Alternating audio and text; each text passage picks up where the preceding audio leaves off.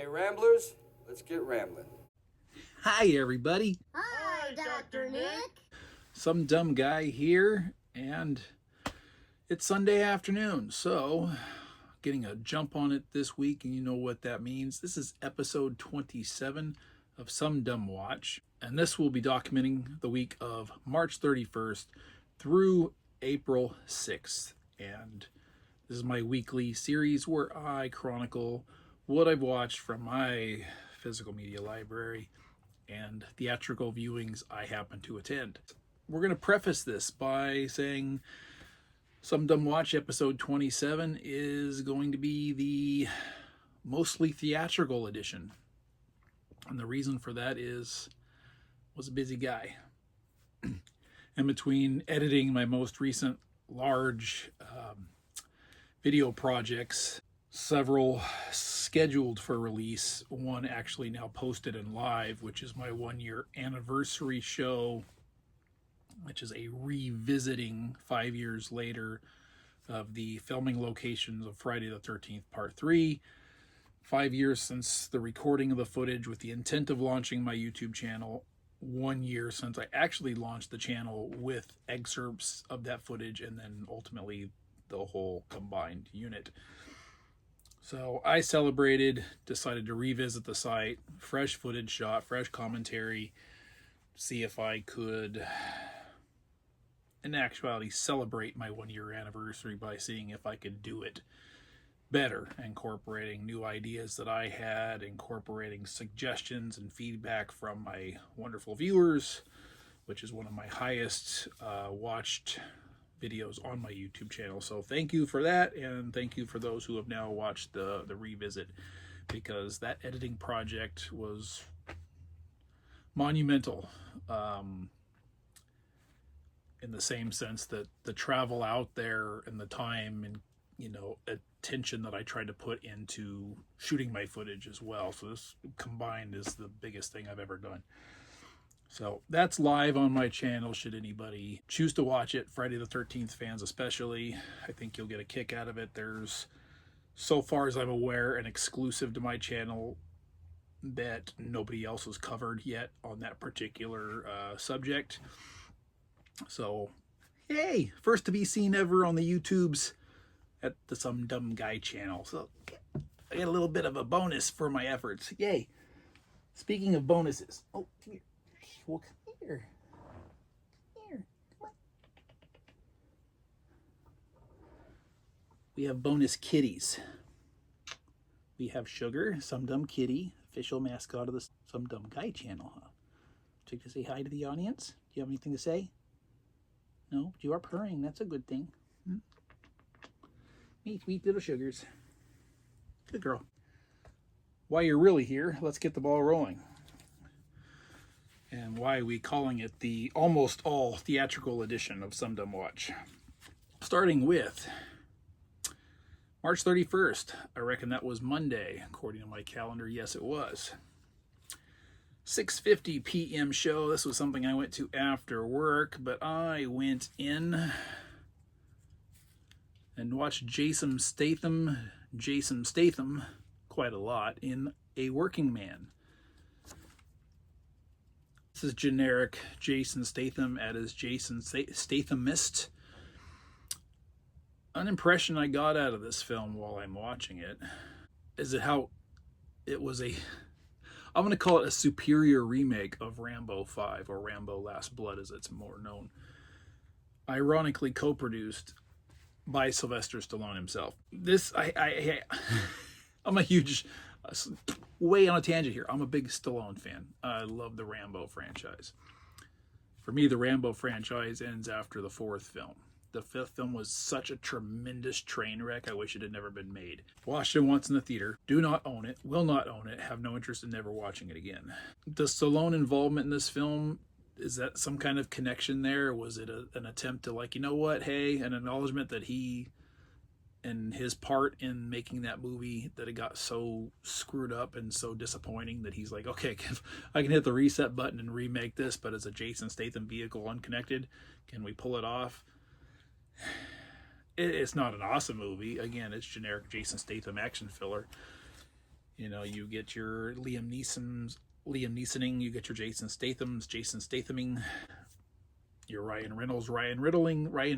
You get the picture, right? It is what it is. It's okay. It's just a fun little popcorn film, and I had a large one, so there it is there. The very next night, April 1st, happy April Fools, another PM show, a couple after work ones. We got a nice little one show only theatrical re-release of Quentin Tarantino's Reservoir Dogs. This was the very first Quentin Tarantino film I ever saw. It is still probably my favorite Quentin Tarantino film, and never had got an option or opportunity to see it in the theater before. I absolutely jumped on this one, and it made that happen, and loved it. The audience seemed to love it. I was a little concerned about how it might be received, but then I started thinking, you know what? The people that are there already know what they're getting, and it was a fairly good-sized crowd.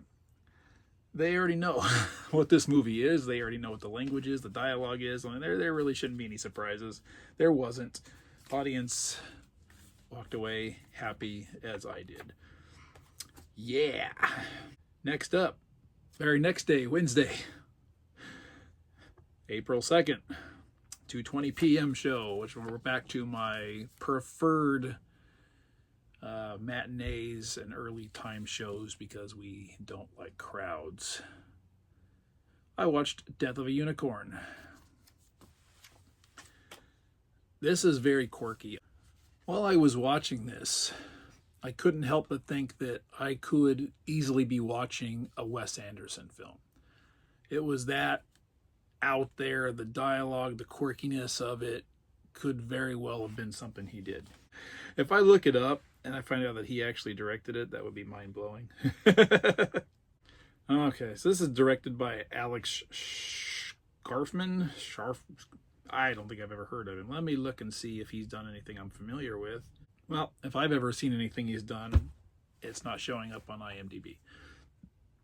I had a lot of fun with this film for the most part. I ran into the same complication, though, that I ran into when I watched Mickey 17 a week or two before. And that's the animal abuse cruelty aspects of it. I don't know why, but lately, those of you who watch my channel maybe know my fondness for animals. It rubs me the wrong way. Even in this case where you have a dead animal and there's like, oh, we're just going to basically abuse its corpse.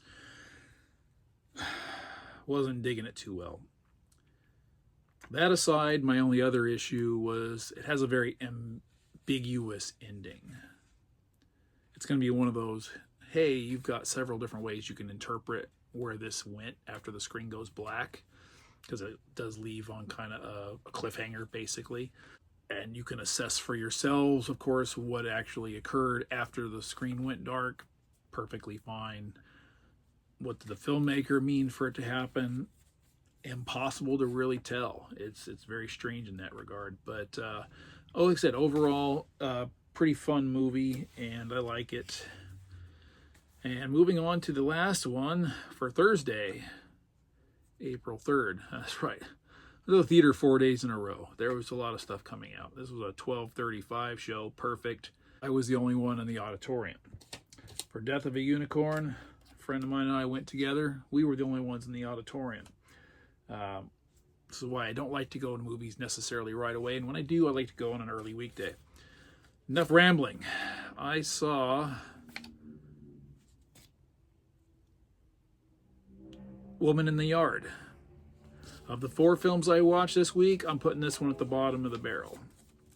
It wasn't scary. I don't know if it was intended to be. Was it a thriller? I don't know. I wasn't very thrilled. Wasn't scared, wasn't thrilled, wasn't overly engaged. I think overall I'd say the actors did a fine job with what they were given. I just don't think they were given very much. I was unconvinced by the ultimate, not just the conclusion, but the whole premise behind it. Whereas at least at the beginning, what laid it out as perceived premise, like what you get out of the trailer for this film, was intriguing, but vague. That's a fine line to walk in a movie trailer because you need to tell something or it's got to be a hook. I reject so many movies based on trailers that fail to pass along to the potential audience what this film is going to be, and at the same time bring it back to where they're not revealing too much. And trailer for Women of the Yard accomplished that for me. The movie, nope. So that's it for theatrical films, and didn't leave me a whole lot of time for much else, like I said, editing aside. But I did, of course, as I really love to do. I've only missed it 1 week so far. My Frank Capra entry for the week. This is a 4K of Lost Horizon, starring nobody I'd ever been familiar with before, although the lead here, reading backwards, Ronald Coleman. I liked him quite a lot. Jane Wyatt is the female lead in there. She's pretty lovely. This is a film from 1936 or 7, I believe. Let me see if I can find it. Yep, 1937. I don't know how well known or popular it is for this matter, but this has got two full frontal nudity scenes in it. They are very much at a distance. Nothing is clear, but it's of this lovely lady here. Rather surprising to me because I wasn't expecting that. Yeah, she's out for a swim, a bathing swim or whatever, in a pond, and she crawls out of the water, and you're seeing from the opposite side. And you see, it's not clear, but you see the stuff. This film has apparently an extraordinary history, and there's this big dialogue thing in the front that talks about upon its release was very popular, but it was a long film. This version here is 133 minutes. But there's talk that over years of re-releases in the theater, something like 23 minutes of the movie were edited down and lost, and that the original camera negatives were also lost. And there were huge undertakings gone to try to discover any prints of the film to see if any additional little excerpts or clips could be found. The overall original audio soundtrack was discovered, but never the entirety of the film could be put back together. And a lot of the bits and pieces of the video itself, or visuals, that could be found that were reinserted were of average to poor quality. So a lot of restoration was undergone to try to make the film look as good as it could, but because now the soundtrack or audio reel was longer than the video aspect of it, everything had to be redone in a way to where you get scenes of dialogue with no actual video accompaniment. So they incorporate stills, production stills basically, of whatever characters are involved in those scenes, and they kind of cycle through them while you're listening to the dialogue. The majority of this film looks pretty good, pretty solid. There are some really sketchy parts as far as the visuals go.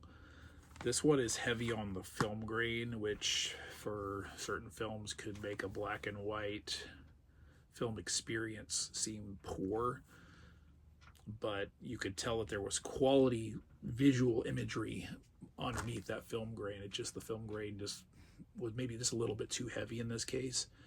But this is a really good, compelling story. It's one of those Shangri-La type things, an early rendition of it, where a group of people end up in this forbidden, lost, remote, happy place, this utopia, and have to come to grips about what they're going to do with that experience. I like this one quite a lot. In closing, we're coming in for some more Seinfeld Season 7. I didn't make a tremendous amount of progress this week for us four stated reasons. I'm plugging away on Season 2, which in this case would be, I've gone 12 episodes now into the season out of 24, so I'm now officially halfway through. Now that the bulk of all my editing projects are done, I'm hoping I can get this one completed in time for next week's episode. Thank you for watching this week. Thank you for joining me. What did you think about what I watched and presented? What did you yourself watch? Do you have any recommendations for me? Suggestions for a viewing experience that I could add to the repertoire? Always looking to check out something new that's good and quality. Obviously, I'm obsessively looking to add to my library the things that I tell you I'm shopping for right now on Groove, on Kino Lorber's having their March Madness sale right now live. I have probably over 75 titles in my shopping cart right now after scrolling through that, and I've got some serious whittling down to do. Just prior to that going live, my Groove cart had something like 80 titles in my shopping cart. I've whittled that down. I think I'm in the high 50s now. When you go into your Kino Lorber cart and you scroll all the way to the bottom and you're looking at a price tag of over $1,000, you're just like, oh my God, what have I gotten myself into? And everybody's got to have their big sales at the same time, right? Speaking of which, Criterion just had one of their, twice a year sales. Got an unboxing coming. Stay tuned for that. We're going to record that here shortly. And thank you once again. And hope you look forward to all that. Hope you look forward to this. And then obviously there's going to be stuff coming in. So anyway, y'all have a nice night. See you in the next video and see you in the next episode. Thanks for joining me. Bye-bye. That was the wrong hand. Oh, wait. Kitty wants to say goodbye. Although she complained when I picked her up. Hey, Kitty. Look at that face. Look at that face. You smell like cat food. Alan.